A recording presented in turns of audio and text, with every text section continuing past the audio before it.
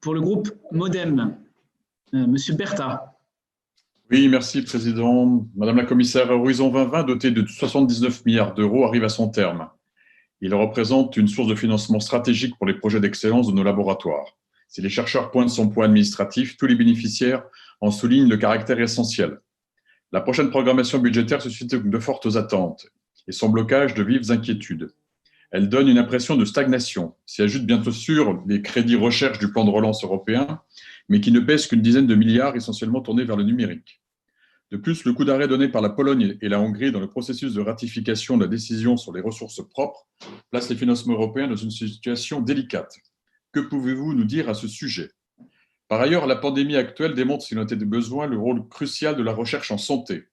L'Europe va-t-elle en tirer les conséquences dans l'allocation des crédits et fournir un effort particulier vis-à-vis de la biologie santé? Le rôle de l'Union européenne pour la santé est clé et comme proposé par la présidente de la Commission européenne, je soutiens la création d'une Union européenne de la santé avec un vrai pouvoir et de vrais moyens pour le Centre européen de prévention et de contrôle des maladies, une agence européenne des médicaments renforcée pour surveiller les pénuries en médicaments et la mise en place d'une autorité de réaction sanitaire d'urgence sur le modèle du BARDA américain. J'ajouterai aussi qu'il nous faut réfléchir à l'échelle européenne sur le financement des biotech. En l'absence de fonds au dimensionnement approprié, elles atteignent vite le plafond de verre et l'obligation de se vendre outre-Atlantique. Ce phénomène s'observe en France, mais aussi en Allemagne, malgré le beau succès récent de BioNTech. Merci de me préciser les intentions de la Commission sur la recherche en santé, du laboratoire académique à la recherche appliquée, et jusque, bien sûr, à son développement sur le marché. Je vous remercie.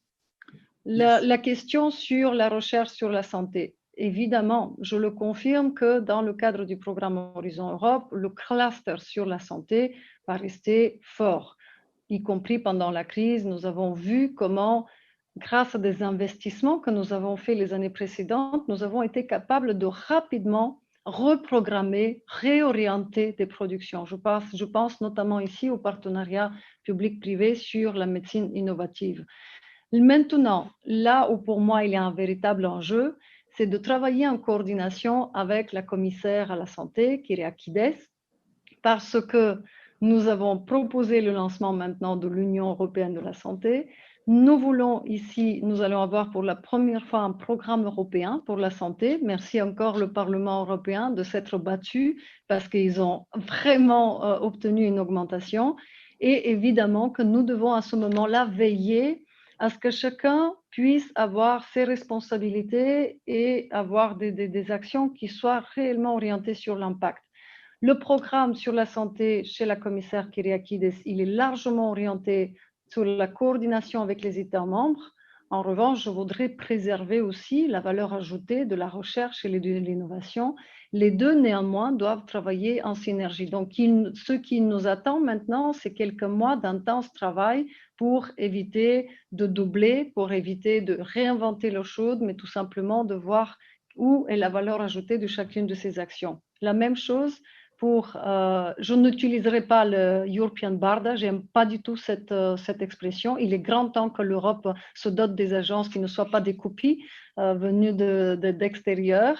Je pense que très rapidement, nous allons avoir beaucoup plus de détails. Nous travaillons actuellement sur cette agence européenne qui permettra d'avancer plus rapidement.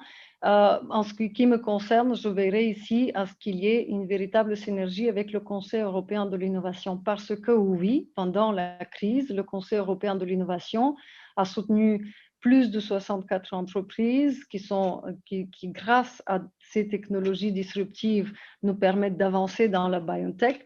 Et ce que je voudrais, c'est que tout ceci ne soit pas perdu. Il faut de nouveau avoir une délimitation claire des responsabilités et des fonds qui y sont dédiés pour qu'on puisse garder notre capacité à avoir des résultats en fonction de ce que nous avons à notre disposition.